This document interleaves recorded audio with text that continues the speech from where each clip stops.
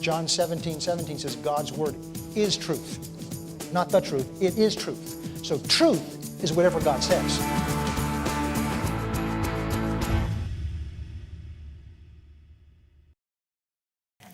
I've asked him to put the smaller pulpit down here today because for today at least, and maybe next week, this is going to be like a classroom we're coming into. We're still talking about the subject of worship. And we've been looking at, and don't need to turn there because I want to save the time, in John chapter 4 is kind of our model, our picture, because it's Jesus sitting by a well in Sychar, and a woman comes out to draw water. And she draws the water, and Jesus asks her for a drink of water. And we're looking at this from the point of view that this is a woman who was going about her everyday affairs, not understanding the opportunity that she had because she was literally sitting down with God that day. She was having an encounter with the living God, but she didn't recognize him because he came dressed in human flesh. And we're using this as an example for us every time we come to church. We also have the opportunity to meet with God. We just heard this wonderful song sung by Ola about what makes us different. And I was thinking as we were listening to that song, it's true. What makes us different from religion, what makes us different from everyone else that professes to know and love God is the presence of God in our life. Every religion is man's idea about God and how God sees man. Every religion is man's idea about what God requires of us. But the true and living God did it differently. Whereas religion is trying to bring man up to God, to make us better, good enough that we can come up to God. Christianity is God saying, you can't ever be good enough to come up to me, but because of what I'm like, I've come down to you. And because I've come down to you and given myself to you, I've now enabled you to come up to me, because I've made you like me. I've made you a son and daughter of me. That's beyond what anything man could think of. Man's religion is always based on making me better. And as he was singing that song, I was thinking, what makes us different, what's critical for our difference, is that because religion is based on man's idea, God's not present in that. So they have to convince other people by convincing them of their good ideas, and they do it sometimes with emotion, sometimes with theology, whatever it is.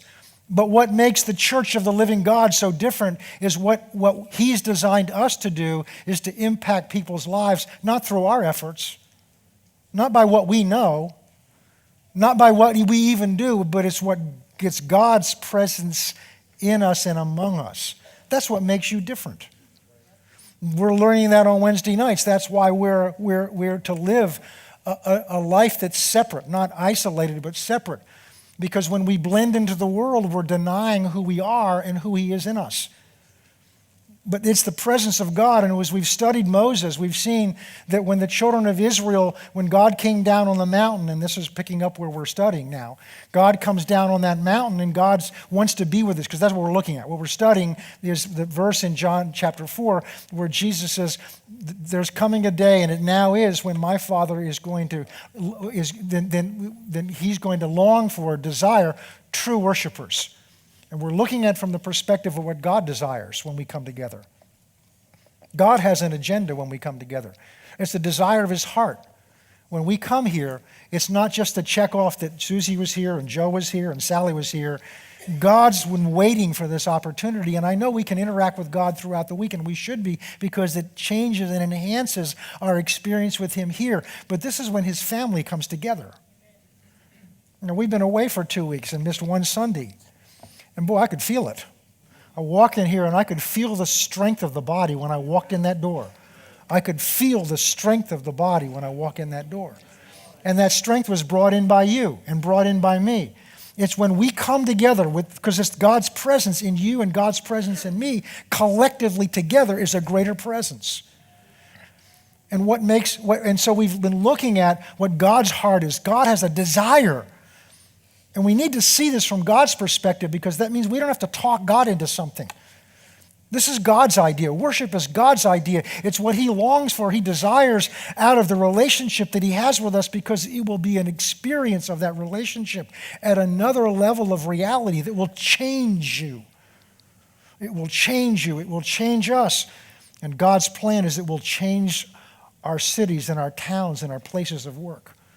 And it's not by what you do or what I do. It's God's presence in us that people begin to pick up and sense. But that presence has to be flowing out of us.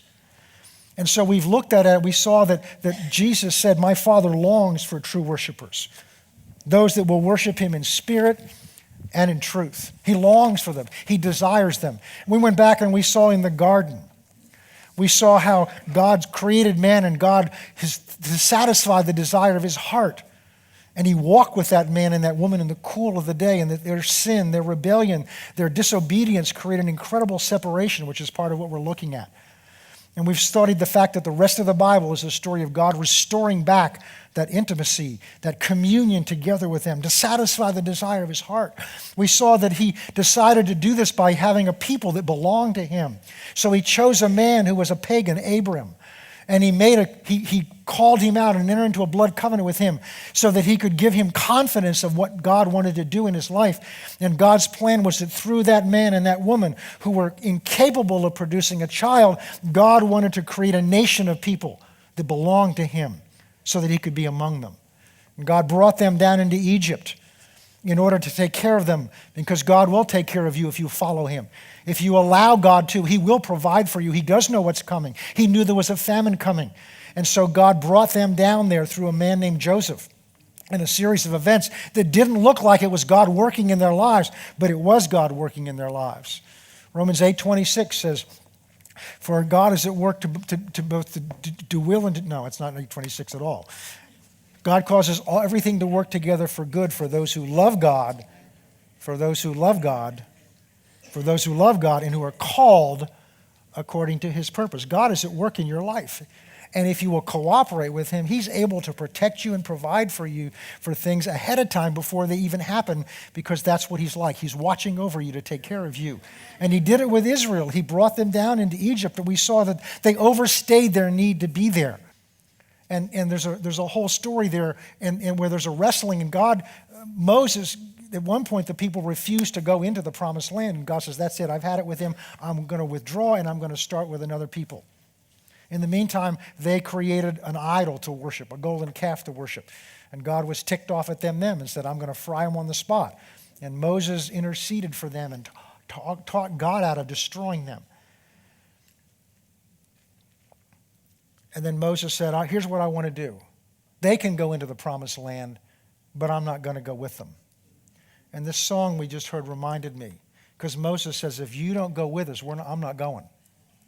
Because that's what makes us different from everyone else. What makes us different, what makes us a witness of him is his presence in us in a tangible way. And worship is such an important part of that. All right. So we've been looking at this encounter now that God had. He had it with the first people in the garden. He had it through Abraham with his people. And now we were looking at God with the children of Israel in the wilderness. And we saw that when he called them to come out of the wilderness and heard their cry, he told Moses, bring them out into this wilderness that they may worship me. He brought them to the base of this mountain. God came down on this mountain to reveal himself to them. And they ran away. And then what happens is, and now we're going to go to Exodus chapter, I'll walk you through this. Exodus chapter 19 is where that story is. Exodus 20, Moses is back up on the mountain, and God gives him the 10 Commandments. I'm in Deuteronomy. Oops, if I put my glasses on. There we go. Exodus. There we go. Exodus 20. We see the people's reaction. Exodus 21. God begins to give Moses instructions on the mountain. There are a bunch of rules. We're not going to go through them because they're not important. They're important, but they're not relevant to what we're talking about. He gives them a series of rules for how they're to treat each other, how they're to treat each other's property, basically how they're to get along with each other. Then he gives them a system of feasts that they are to keep each year. And in chapter 24, God confirms this agreement. He has Moses sacrifice some animals, take the blood, sprinkle the blood, and then they affirm their agreement with God, their consent to that. So God's confirming they're confirming to God they're going to do what God's told them to do, and God's confirmed that he's going to take care of them. Then in chapter 24, and that's where we're going to go to, God calls Moses back up on the mountain. We'll pick up in verse 9. Then Moses went up also with Aaron and Nadab and Abihu, those were Aaron's sons, and 70 of the elders, and they saw the God of Israel, and there was under his feet, as it were, a paved work of sapphire stone that was like the very heavens in its clarity. But on the nobles of the children of Israel he did not lay his hand, so that they saw God, and they ate and drank. Now they're not at the top of the mountain, they're somewhere down the mountain. Then the Lord said to Moses, come up with me on the mountain and be there, and I will give you tablets of stone with the laws of commandments which I have written, that you may teach them. And Moses arose with his assistant Joshua, and Moses went up to the mountain of God. And he said to the elders, wait here with us until we come back down. Indeed, Aaron and Hur are with you. If any man has a difficulty, let him go to them. And Moses went up on the mountain, and a cloud covered the mountain. And the glory of the Lord rested on Mount Sinai, and the cloud covered it for 6 days. And on the seventh day, he called out to Moses out of the midst of the cloud. Just a little side note here. We're so used to if we need an answer to something, to pull out our phone or get out our iPad or and I can get an instant answer. It was interesting being with our son, we get into this question, well, where did so and such come from? Pulls out his phone, and in 3 seconds, he's got all of the information at the internet at his disposal to come up with an answer. The problem is that creates in us an expectation to get instant answers, and if we don't get an instant answer, we go to another page to find some other answer. Well, you don't contact God through a smartphone. God's smarter than your smartphone. And the result is, what happens is we've lost so much of us, and especially, not even in my generation, our generation, which is, I guess, just about the older generation here, is even my generation is used to getting things quick, but not like the younger generation today is. And I've learned to pick up some of that impatience sometimes. If we don't get an answer right away, or go to something else, we'll find an answer somewhere else. Notice how long Moses was on the mountain before God spoke. He's 6 days before he hears anything. Most of us wouldn't have lasted 6 hours, maybe not even 6 minutes. I'm here, I'm doing what you said, all right, come on. I know the Patriots aren't on this afternoon, but there's some good game on, and I got to go to dinner, and come on, God. And I wonder, I get concerned for us whether we are capable of really hearing some things, because whether we've lost the ability to wait. So many things that happened in the New Testament and some in the Old Testament happened while they were waiting on the Lord. To wait, you've got to sit still. And that's hard on our flesh. It's hard to sit still and not be doing something. I determined I wouldn't do this, but I have. When I got that first smartphone, because I'd see my kids do this. They'd sit there, they're watching TV or just talking to one another, and I find myself doing the same thing. I even caught my wife doing it the other day, but not often. It's like it's so hard to just sit still and wait. We have to be doing something. Moses was 6 days before God spoke. Imagine if he got impatient after 5 and came down and said, that's it, I guess God didn't hear from God. But he waited, listen to me, he waited until he heard. He waited until he heard, because God said, come up to the mountain, for there are things I want to show you or tell you. All right, that's just a little side one. Okay. Now notice what happens. The glory rested, verse 16, the cloud for 6 days, and on the seventh day he called to Moses out of the midst of the cloud. Look what happens, verse 17. And the sight of the glory of the Lord was like a consuming fire. I guarantee you in that moment, Moses didn't regret the 6 days he waited. It was a consuming fire on top of the mountain in the eyes of the children of Israel. So it looked to them like it was a consuming fire, but Moses was drawn into it. So Moses went into the middle of the cloud and went up into the mountain, and Moses was on the mountain 40 days and 40 nights. Now what happens there? We get, in chapter 25, we're going to get an insight into what went on in that meeting between Moses and God on the top of the mountain with the glory of God. That's what Moses was enveloped with, the glory of God. The children of Israel were seeing lightning and thundering. Chapter 25. And the Lord spoke to Moses, saying, speak to the children of Israel that they may bring me an offering. God's going to ask for an offering right up front. From everyone who gives it willingly. God doesn't turn people upside down and shake money out of them. This is why I've told my staff, don't ever use the word collection. That's what the government does with your taxes. They collect them from you because they don't trust you to give them. But this is a relationship with God. He entrusts us with the finances we have so that we can willingly give back to him. From everyone who gives it willingly with his heart, so shall you take my offering. Now we're going to see there's a purpose for this. And this is the offering which you shall take for them, gold, silver, and bronze. Now, where did that gold, this was not my message either, but where did the gold, silver, and bronze come from? I mean, they're in the wilderness.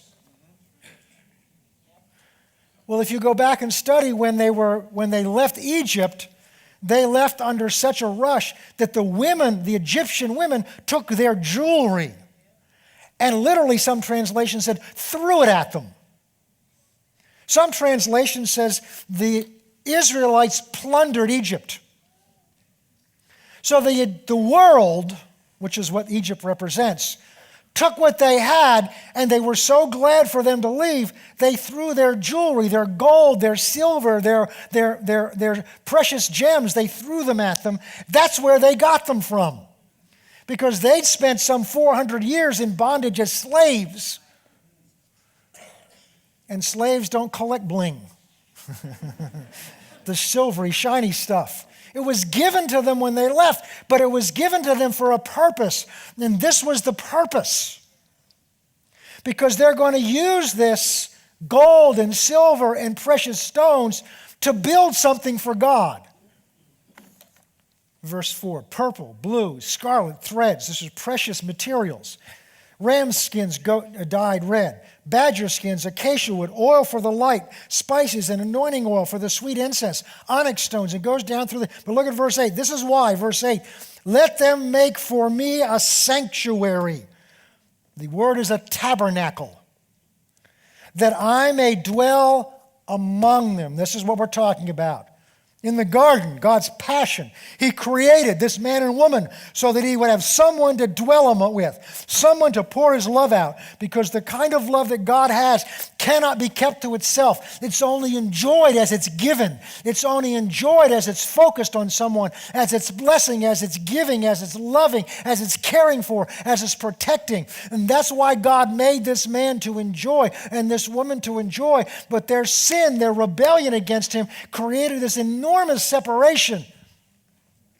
And now God still hasn't lost the desire. God still hasn't lost his passion. God still has welled up within him that desire, that passion that he had when he created him to begin with. But he's got this gulf, this problem, this enormous separation that can't be bridged, because if God steps over it, a holy God is going to step in the midst of a sinful people and they'll die. And that's hard for us to grasp. But what it's like, the best example I can give to you is something you have in your house. It's called light switches. You all have them, don't you? Except there's some modern houses, they don't even use that. They just have light sensors when you walk in. I walked in a men's room the other day and the lights just went on. It's like, I didn't do anything. The light went on. It senses your presence in there. And oh, that we would sense God's presence like that, and the light would go on, I guarantee you. Ooh. But see, the switch is sensitive. That's why. All right, we better not go that way. All right, where was I? Okay. And so in your house, you have light switches. And if you get up in the middle of the night and it's dark and you want to go to the bathroom or the kitchen or something like that, you walk into the kitchen and you turn on the light switch, and what happens to the darkness when you turn on the light switch? It disappears, doesn't it? Because the light is a more powerful force than darkness. And spiritual light is infinitely more powerful than spiritual darkness. This is why John chapter 1 refers to Jesus as light come into the world, and it says the darkness could not overcome his light. He came into a world of darkness, but the darkness didn't overcome his light. Instead, his light began to permeate the darkness because it is a more powerful force. The same is true of holiness and righteousness. So just as you can't have light and darkness dwelling together, the more powerful one will overcome the weaker one. In the same way, it's true with holiness and sin. They cannot dwell together. One of them has to win, and holiness always will win because it is the infinitely more powerful. Now, when the darkness goes out, it disappears. When sin comes into the presence of holiness, it's judged. And the judgment for sin is death, which is why you can begin to understand what happened to Ananias and Sapphira when they lied to the Holy Spirit about what they'd given. They died on the spot because the holiness of God was in that place. So if God reaches out to touch his sinful man and to embrace him, he's going to destroy him because the sin in him will be judged by God's holiness. So God has a problem. He wants to embrace his man and receive his man, but the sin of man, the rebellion, the pride, all the stuff you and I still deal with in our flesh, that stuff separated this God who wanted still. See, when man sinned, God didn't reject him. In fact, if you read in Genesis 3, God had to kick them out of the garden for their protection. Because he said, if I let them in there, they may eat of the other tree, which is the tree of eternal life. And if they eat of that tree, they're going to live forever. I was meditating on that one day. I said, God, why that tree? What's the problem if they eat of that tree? He says, because what's the Bible say? The wages of sin is what? Death. So in order to redeem man, I had to die in his place. But if man ate of that tree and live forever, he was not capable of dying. Therefore, I could not have died in his place, and he would have lived eternally in his sin. Well, look at the angels. They can't die. 1/3 of them rebelled against God, and he cannot redeem them. He can't die in their place. So the 1/3 that rebelled are reserved in hell right now until that final battle, because those are the demons, and then there's the demons of which originally were the angels that rebelled. So God evicted them out of the garden for their protection and for our protection, to preserve a way to bring them back to him. And if you learn to read the Old Testament with that view, you'll have a better understanding of the God that did some of the things that he did. There's a book, I think we have in our bookstore, I'm sorry about this, I didn't warn you ahead of time, called The Scarlet Thread. And it talks about that. It helps you understand some of the things that God did. All right. So God has this problem which he wants to be among his people. So we're looking at now what God's about to construct here is known as the Tabernacle of Moses in the wilderness. And this is the next level of God being among his people. So we've seen God having a people that belong to him, and these are the people. But he couldn't walk among them. He couldn't physically be there. So now he's brought them out of Egypt to come into this promise, into a land that he's giving to them so that he can dwell among them. But in order to do that, God has to have Moses construct this thing called the tabernacle. The word tabernacle means a dwelling place. And so the New King James uses this term here, sanctuary. We call this the sanctuary, but it's a dwelling place. It's a place where you where you dwell. But notice verse 8. Let them make for me a sanctuary. This is God's idea. And all the things we're going to study over this week and maybe next week are looking at what God told them to do for the sole purpose that God could be among them. Let them make for me a sanctuary that I may dwell among them according to all that I show you is the pattern of the tabernacle and the pattern of its furnishings, just so you shall make it. In other words, they couldn't do this any way they wanted to. God didn't just say, hey, look, Moses, build a nice place for me to live in. When you're done, I'll come down. No, it had to be done precisely the way God said. Why? Because the purpose of this was twofold. One was to protect them so when God came down, they would live. And the other purpose, which we don't have the time to get into in what we're talking about today, it was to train them and prepare them for the Messiah when he came so that they could recognize what his purpose was.